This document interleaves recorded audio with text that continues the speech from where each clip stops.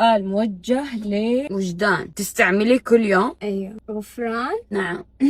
تحس انه هو شيء مهم في حياتك ولا لا؟ ايوه مرة. هو تاكليه ولا ما ينفع تاكليه؟ لا ما ينفع. سؤال لوجدان، هل في ناس اكلوه في مثلا يعني حقبة من حياتهم؟ يعني ممكن اذا فكرت فيها دي. طيب عندي سؤال لغفران. يلا. طيب الشيء يشتغل هذا ببطارية ولا بشاحن ولا هو كذا يشتغل من لا ربي؟ هو كذا من رب.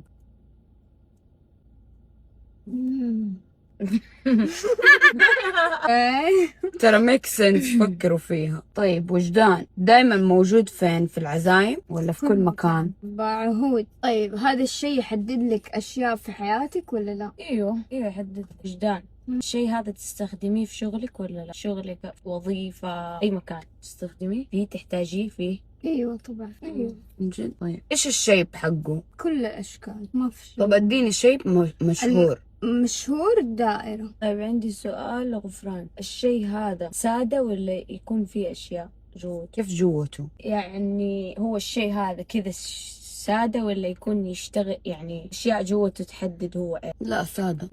حلو. حلو. مبدئيا ايوه غفران. انت تخارجي كلمة تفكروا فيها. في ناس ياكلوا عليه ولا لا؟ لمين السؤال؟ غفران. ايوه فيه ياكلوا عليه هو. ايوه.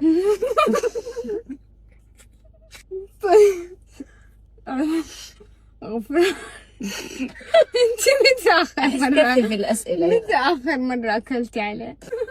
اليوم في الفطور. حلو.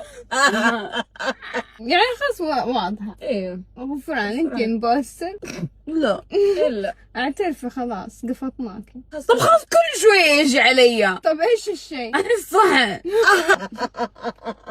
تخيل الشيء ساعة تاكلي. قاعدة. لا سادة. ايوه تقول لك فكري فيها.